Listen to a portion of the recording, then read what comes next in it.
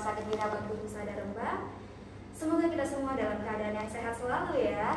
Oke, baik, hari ini kita akan IG live dengan tema yang sangat menarik, yaitu bagaimana sih cara menjaga kehamilan di era pandemi seperti sekarang ini. Namun sebelumnya perkenalkan, dengan saya Dr. Gabriel Susilo, biasa dipanggil Dr. Gibi. Di sini saya sebagai dokter umum dan bersama saya sudah ada narasumber yang sangat istimewa, yaitu Dr. Dinda Kinuraini, biasa dipanggil Dr. Dinda sebagai dokter spesialis objin. Ya. Selamat siang. Ini cuacanya mendung ya. Enak buat rebahan ya. Kita udah gak sabar nih dok, bagaimana sih kita tips-tips menjaga kehamilan ya di era pandemi seperti sekarang ini. Tapi sebelum kita mulai sesi yang sangat menarik ini, jangan lupa ya untuk follow setiap akun media sosial dari Rumah Sakit Bina Bakti Husada, baik itu Instagram, Facebook, dan lain sebagainya, karena di situ kalian bisa mendapatkan informasi terbaru tentang Rumah Sakit Bina Bakti Husada Rembang. Oh ya, dan jangan lupa nanti di akhir sesi ini akan ada kesempatan untuk teman-teman boleh bertanya kepada Dr. Dinda, dan nanti akan dipilih satu penanya yang beruntung yang sudah follow Instagram dari Rumah Sakit Bina Bakti Husada akan mendapatkan hadiah door prize yang akan dihubungi oleh tim Rumah Sakit Bina Bakti Husada. Ada giveaway-nya berarti ya? Iya, ada giveaway-nya, ada door Harus prize-nya. Iya, oke, baik, kita langsung saja masuk ke sesi ini. Ya, ini dari kemarin kita sudah dari awal tahun 2020 ya, kita kena pandemi ini ya. Untuk Rembang sendiri nih akhir-akhir ini lagi dapat sorotan nih. Iya, juara. Karena kita kasusnya cukup tinggi, bahkan di Indonesia kita nomor 3 kemarin sempat ya di akhir tahun di Desember 2020. Jadi saya lihat tren kasus kalau yang bulan-bulan ini sih alhamdulillah sudah mulai agak turun sedikit. Cuma nih kurang tahu penyebabnya karena kita deteksinya agak turun atau memang alhamdulillah mungkin masyarakat kesadarannya sudah mulai naik ya. Cuman ini kita tekankan pada ibu hamil. Oke. Pada ibu hamil kalau untuk kemungkinan tertularnya sama dengan yang non hamil. Jadi kondisi hamil ini sendiri nggak mempengaruhi jadi dia rawan tertular atau tidak ya. Baik, jadi sama aja ya dok. Jadi untuk menjaga penularan, mencegah penularan sama seperti yang wanita pada umumnya ataupun yang laki-laki pria ya. Jadi kita harus dijaga sebisa mungkin menghindari keramaian ya. Kalau nggak perlu amat di rumah aja ya, stay home. Nah jadi ibu-ibu nih mungkin kadang ya nggak bisa lah, kita kan butuh masak dan lain-lain ya. Ya mungkin bisa disiasati kalau bisa ada yang tukang belanja yang ke rumah atau mungkin ke pasarnya berapa hari sekali gitu ya, silakan. Dan jangan lupa kalau misalnya memang perlu keluar rumah pakai masker ya, wajib. Kalau misalnya bisa menggunakan masker medis, masker bedah itu jauh lebih baik karena untuk proteksinya lebih tinggi. Cuman kalaupun misalnya nggak ada nih, oke lah, nggak masalah, kita pakai masker kain, itu juga sudah cukup membantu. Yang penting kondisi badan sehat ya. Kemudian selain itu hindari ketika ini kan nggak mungkin keluar rumah juga kita pakai sarung tangan dan lain-lain ya. Biasa aja nggak masalah, cuman hindari menyentuh dengan tangan yang belum cuci tangan tuh, hindari menyentuh muka. Jadi utamanya di daerah mata, hidung dan mulut. Jadi makanya itu kalau pakai masker kan nggak mungkin, meskipun gini-gini kan ketutup ya. Jadi nggak kontak langsung dengan tangan yang kotor. Ya, lebih safety gitu. Nah kalau misalnya sudah sampai rumah nih, nah basuh, jangan lupa cuci tangan ya. Gunakan sabun dengan air mengalir, itu sudah cukup ya. Ini sabunnya gimana dok? Sabunnya gimana dok? Bebas, pokoknya intinya sabun aja. Dan kadang-kadang sabun cuci piring itu juga nggak masalah, boleh. Mau dibasuh bersih. Kalau kita kan ada 6 langkah tuh ya. Yang penting kalau nggak paling nggak tidak bisa sampai 20 detik lah ya. Kalau 6 langkah itu juga lebih bagus. Tapi kalau misalnya susah nih, ya udah cuci tangan biasa aja. Cuman pastikan semua sela-sela jari dan ujung-ujung kuku sudah terbasuh, sudah tercuci dengan baik ya. jangan lupa nih belanjaannya ya, karena kadang-kadang kita nggak tahu ya di pasar mungkin ada yang bersin nggak ditutup gitu ya. Ya kalau bisa sih dicuci juga, dibersihkan. Dan untuk makanan-makanan mungkin pada ibu hamil kan nggak ada pantangan ya, kecuali alkohol sama mungkin soda kalau saya. Jadi karena nggak ada pantangan, yang penting betul-betul dipastikan bersih dan matang. Jadi dimasak betul. Kalau misalnya beli lauk jadi ini nggak masalah, yang penting dipanasin aja nanti di rumah. Pastikan bersih dan matang, udah dipanasin, udah dikukus atau apalah ya. Nah, itu boleh dimakan habis itu. Jadi yang penting kita jaga ya higienitasnya ya. Dijaga. Gitu. Itu bisa ya, saya lihat ini juga jadi efek positif ya. Jadi dari pandemi ini kita membangun untuk budaya hidup bersih dan sehat gitu. Jadi masyarakatnya jadi mulai membiasain, yang awalnya dulu nggak pernah cuci tangan, sekarang dikira cuci tangan. Nah, itu ada efek positifnya yang harus kita ambil hikmahnya lah. Gitu, ya. Kemudian untuk suplemen nih gimana nih dok? Gitu. Kalau suplemen sebetulnya yang memang sering kita untuk daya tahan tubuh antioksidan kan memang vitamin C ya. Cuman juga jangan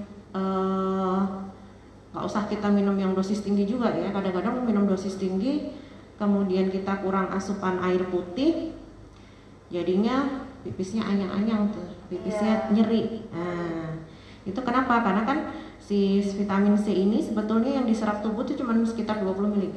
Dia sebagian besar nanti dikeluarkan akan lewat ginjal ya. Dan ketika kita kurang asupan air putih nih, nggak ada nih yang ngebilas-bilas bersihin si ginjal. Nah, jadilah dia endapan, jadilah kita gangguan buang air kecilnya gitu. Jadi memang harus dikompensasi dengan minum air putih yang banyak. Boleh silakan untuk konsumsi vitamin C itu baik. Kemudian kalau untuk suplemen itu kan ada yang sediaan sudah tablet, hisap lah, apalah kalau vitamin C. Cuman kalau lebih bagus lagi ya mungkin yang alami. Betul. Ya, bisa dari buah-buahan, ya boleh. Cabai itu juga tinggi vitamin C ya. Jadi ambil aja yang alami-alami sebisa mungkin. Jadi tubuh juga nyerapnya lebih enak. Nggak banyak bahan-bahan kimia yang terserap. Wah, bagus banget ya tipsnya dok. Pasti masih ada lagi dok, coba. Oke, kalau kan ada juga yang kemarin sempat booming berjemur. Oh iya, berjemur gimana tuh dok? Kalau berjemur itu pada intinya sih ini sekarang sih udah susah ya, karena kita kan musim hujan ya. Mendung terus ini, kadang-kadang bayi juga pada kuning ya, karena punya alasan ini nggak ada matahari nih dok, nggak bisa jemur gitu. Cuman kalau memang ada matahari, silahkan olahraga pagi ya, nggak cuma diem duduk jemur gitu, jangan ya. Dan usahakan di bawah jam 10 ya. Jadi jam 10 ke atas itu UV-nya cukup tinggi, jadi takutnya malah nanti ada gangguan ke arah kulit ya, jadi bisa ke arah kanker ya. Jadi sarannya kalau misalnya mau olahraga pagi yang biar terpapar sinar matahari mungkin di bawah itu. Vitamin D itu juga penting, yang alami kan tadi dari matahari. Kalaupun misalnya mau cari suplemennya boleh vitamin D gitu. Sangat menarik ya. Oke. Kalau yang lain-lain ada mulai ada pertanyaan belum ya? Ada pertanyaan? Oke. Kalau misalnya apa nih suplemen ibu hamil pada umumnya ya, kalau misalnya dia belum terkonfirmasi untuk COVID-19, kita sih biasanya kasihnya yang biasa aja, yang standar ya. Jadi ada suplemen penambah darah, kemudian kalsium, kemudian asam folat, itu yang penting ya. Cuman kalau misalnya dia sudah terkonfirmasi, memang karena si COVID ini dia untuk metabolisme iron dependent ya, jadi dia membutuhkan zat besi untuk metabolismenya. Jadi kita biasanya stop pemberian zat besinya. Jadi hanya ditingkatkan di kalsium, kemudian juga vitamin D tadi ditambahkan untuk vitamin D selain kalsium, kemudian juga folat tetap lanjut, sama mungkin bisa ditambahkan vitamin C tadi. Oke. Gitu. Mungkin ada pertanyaan mungkin ya, saya mewakilkan mungkin dari yang pernah menjadi pasien-pasiennya Dokter Dinda, atau mungkin kontrol kehamilan ke rumah sakit lain, atau kira-kira dok, apakah di saat pandemi seperti ini ibu hamil itu tetap kontrol ke rumah sakit atau bagaimana? Oh ya, kalau untuk kontrol kehamilan sendiri bisa dilakukan seperti biasa ya, maksud saya Dulu kan memang di awal-awal karena kita masih kaget ya, karena kita masih awal, wah hindari dulu betul-betul keluar rumah kalau nggak perlu, kalau memang hamilnya normal nggak usah kontrol dulu. Cuman sekarang ini kita kan tahu ya siasatnya gimana sih, yang penting biar nggak terinfeksi gitu, menjaga untuk pencegahannya ya.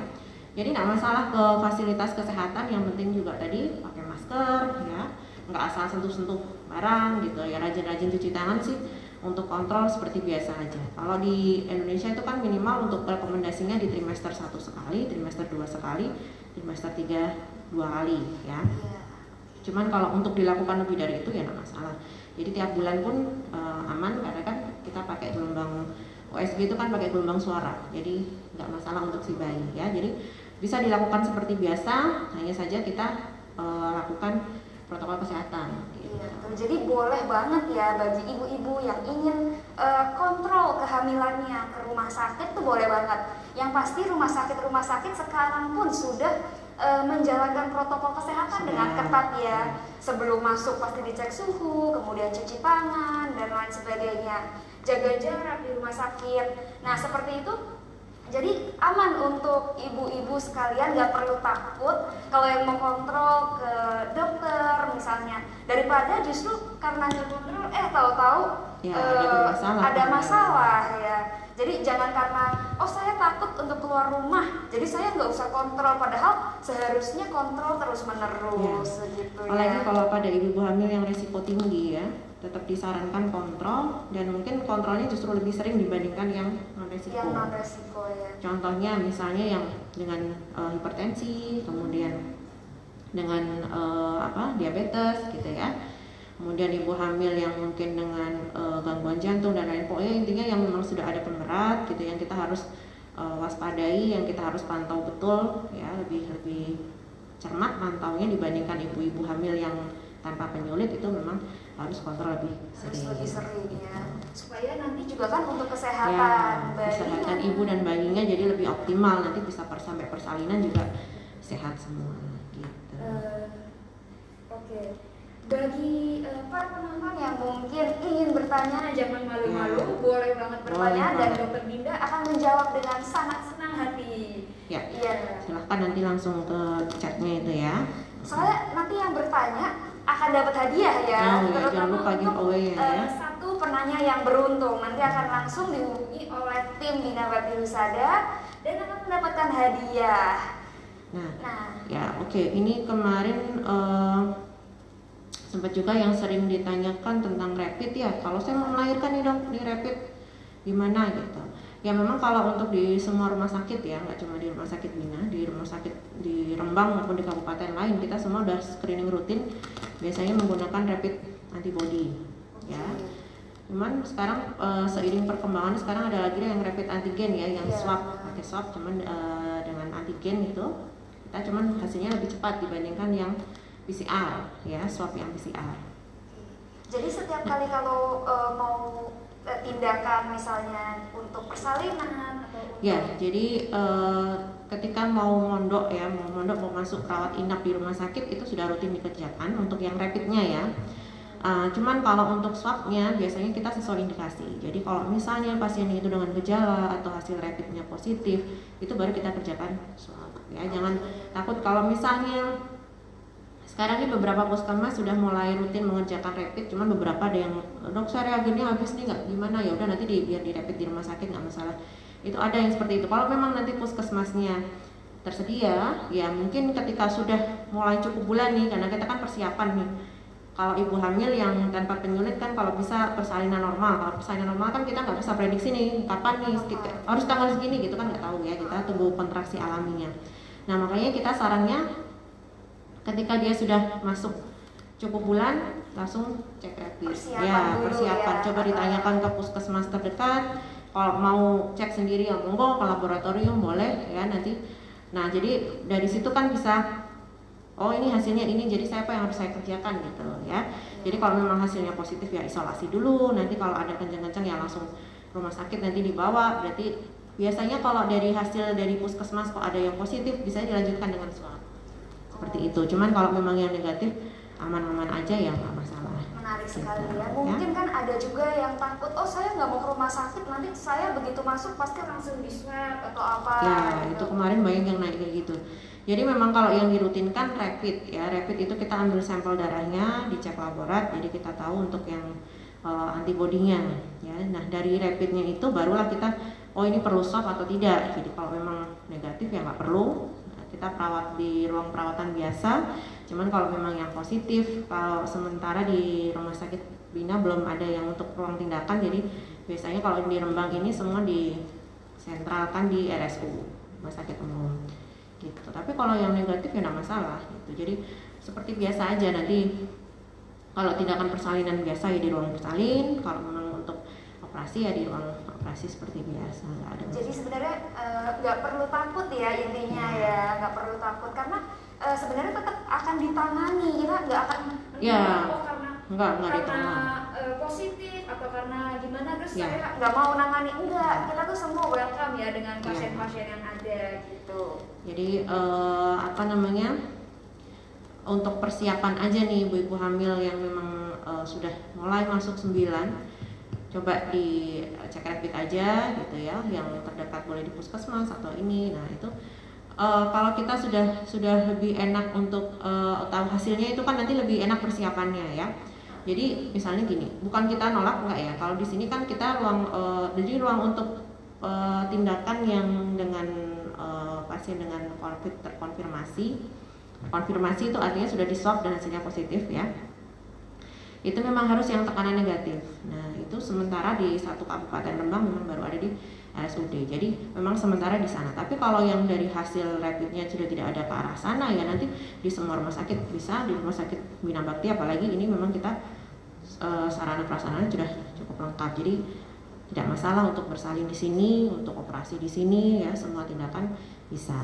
Ya, jadi sebenarnya nggak ada satupun dari kita rumah sakit manapun itu yang mempersulit ya, harus swab, harus rapid, itu bukan bermaksud untuk memang mempersulit, sudah rutin ya, gitu karena ya. memang harus untuk dilakukan pemeriksaan terlebih dahulu berarti ya dok. Seperti itu. Ya. Ini kalau bisa nih dijaga aja Bu untuk kondisi tubuhnya. Jadi gimana sih ya, kalau bisa kita kan jangan sampai positif gitu ya. Jadi dijaga aja, kalaupun nanti ada paparan-paparan gimana supaya tidak tertular ya tadi. Pokoknya dijaga betul kondisi tubuhnya, olahraga rutin. Nih kalau ibu hamil itu kan olahraganya ringan sedang ya. Jadi tadi itu kalau pagi kalau memang masih ada matahari, kalau lagi hujan ya udah di dalam rumah aja ya, jangan di halaman. Bisa dilakukan jalan kaki, jogging pelan gitu. Kalau punya alat treadmill ya boleh yang pelan-pelan aja ya. Kemudian sepedanya boleh sepeda statis, boleh sepeda keliling-keliling pelan-pelan gitu, nggak masalah, yang penting pakai masker ya kalau yang keliling-keliling. Kemudian senam-senam seperti pilates, yoga itu boleh silakan ya. Kadang ada yang pakai gym ball itu ya, boleh, nggak masalah. Itu jadi bisa dikerjakan sambil kita untuk persiapan persalinan nih, untuk menyiapkan otot-otot panggul ya. Bisa juga untuk meningkatkan imunitas gitu ya. Selain itu kan metabolismenya jadi lebih bagus. Jadi walaupun dalam kondisi hamil bukan berarti mager-mageran ya dok ya, harus tetap beraktivitas, tapi intensitas latihannya itu yang ringan atau sedang aja gitu. Jangan angkat barbel gitu, jangan keberatan ya, karena nanti bisa menimbulkan efek-efek tertentu ya. Ada kontraksi nih, maksudnya ada ketuban pecah atau apa, nanti malah timbul masalah. Jadi memang yang disarankan ringan sampai sedang. Ini nggak hanya dijalankan di usia kehamilan akhir ya, dari awal kehamilan pun nggak masalah, jadi bisa dikerjakan. Mungkin begini dok, mungkin dalam hati penontonnya ada yang bertanya juga, aduh terus gimana kalau saya tiba-tiba harus melahirkan tapi saya belum di swab ataupun belum di rapid, bagaimana itu dok? Nah kalau yang untuk memang belum sempat rapid ataupun swab sendiri ya nggak masalah. Jadi setiap kita masuk ke tadi di rumah sakit ya, nanti di ruang unit gawat daruratnya ya, nanti pasti akan dilakukan pemeriksaan secara menyeluruh. Jadi kalau memang ibu hamil ya nanti dicek tanda vitalnya, dicek kemudian kondisi kehamilannya, bayinya, denyut jantung bayinya dan lain-lain. Selain itu juga di lab dilakukan laboratorium darah ya, termasuk rapid itu tadi. Betul. Gitu ya. Di sini sudah tersedia swab yang antigen ya. Iya sudah tersedia. Itu juga bisa dikerjakan dan cukup cepat ya, hasilnya tidak perlu menunggu lama dibandingkan PCR itu kan bisa sampai 1 hari ya biasanya. Yang di RSU tuh mengerjakan sendiri aja biasanya 1 hari baru jadi. Tapi kalau yang swab antigen mungkin sekitar 1 jam sudah jadi bisa di kerjakan, nanti jadi tahu oh ini ternyata aman, negatif, nggak ada masalah, jadi bisa dikerjakan tindakan di sini. Ya. Oke, sudah mulai ada pertanyaan? Coba ya kita cek dulu, kira-kira sudah ada pertanyaan yang masuk belum ya? Oke. Ada dok ternyata pertanyaannya. Oke. Dok, bagaimana jika ibu hamil mengkonsumsi suplemen kehamilan dan dibarengkan dengan suplemen kekebalan tubuh atau vitamin semacamnya? Karena mengingat kembali saat pandemi seperti ini. Oke, satu-satu dulu ya, berarti ya. Saya coba jawab dulu yang itu. Jadi nggak masalah, memang tadi kita sarankan untuk menjaga daya tahan tubuh ibu hamil bisa ditambahkan untuk suplemen-suplemen imunitas ya. Yang utamanya yang paling kita rekomendasikan vitamin C sama vitamin D kalau untuk menjaga dari penularan COVID ini ya. Dan itu vitamin C itu sendiri malah justru dia kan membantu penyerapan zat besi ya. Jadi bagus kalau dibarengin. Ini pada ibu hamil yang memang belum terkonfirmasi ya. Kecuali kalau terkonfirmasi tadi saya bilang untuk suplemen besinya kita stop karena itu kan justru membantu metabolisme si virus ini sendiri. Tapi kalau masih belum terkonfirmasi ibu hamil yang sehat ya, dibarengin aja. Ini malah membantu penyerapan si zat besi ini supaya lebih optimal, supaya menaikkan kadar HB-nya supaya nggak anemia. Jadi nggak masalah. Vitamin D juga boleh dikonsumsi, cuman mungkin kalau vitamin D jangan dibarengkan dengan tablet besi ya. Mungkin kalsium dan vitamin D itu yang dibarengkan di jarak paling enggak 3 jam lah dari asupan tablet besinya. Jadi boleh ya untuk konsumsi, baik itu vitamin kehamilan, vitamin untuk daya tahan tubuh itu boleh dikonsumsi. Ya. Tadi hanya jeda aja ya. Dibanyakin air putih jangan lupa itu tadi, karena kan vitamin C kita keluarkan semua lewat ginjal penyaringannya. Dan kita rekomendasi tadi ya paling enggak sehari itu 20 mg aja, nggak usah terlalu tinggi vitamin C-nya. Itu sia-sia, nanti sisanya cuma kebuang aja.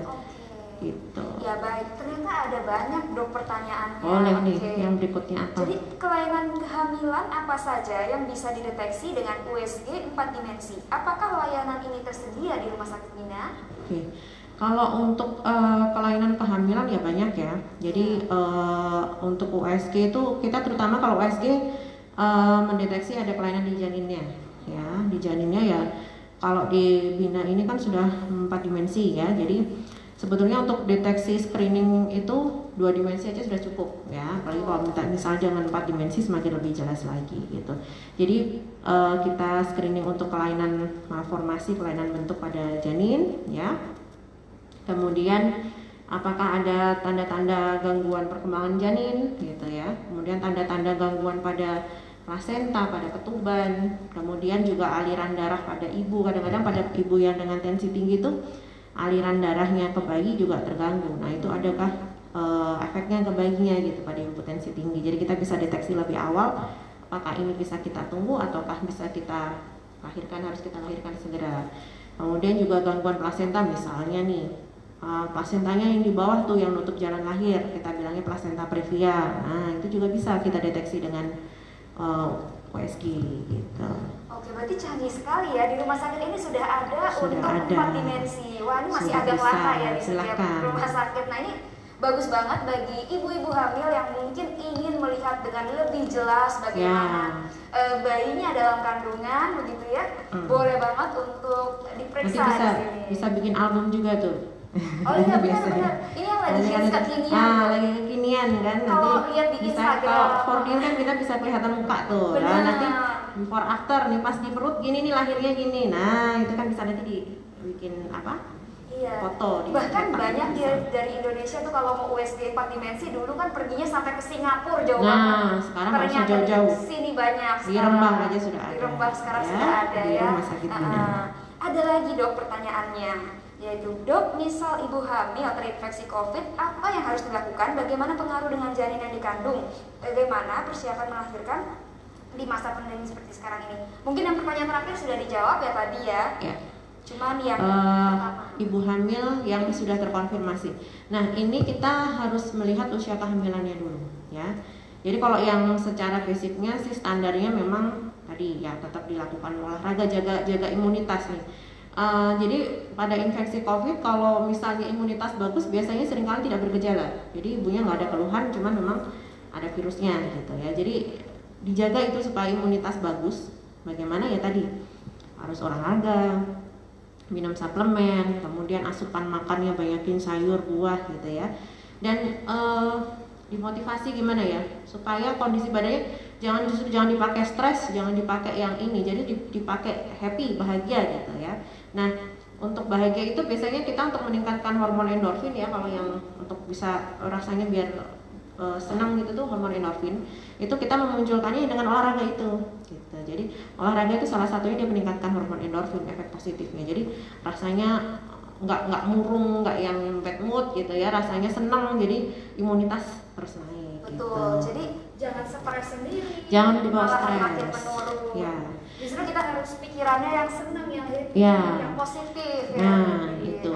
Tapi kalau misalnya nih ibu hamil kok sudah mulai ada gejala ya, jadi kalau misalnya kok ini saya kok mulai ada demam, kemudian yang nyeri tenggorokan, batuk, pilek gitu. Batuknya batuk kering ya biasanya kalau untuk COVID, bukan batuk dahak. Kemudian terus saya ada riwayat nih misalnya dari kota A, kota B ketemu saudara kemarin makan bareng nggak pakai masker. Nah kalau yang seperti itu ya sudah harus segera diobati ya. Kemungkinan besar sih kalau yang seperti itu sudah perlu dirawat ya.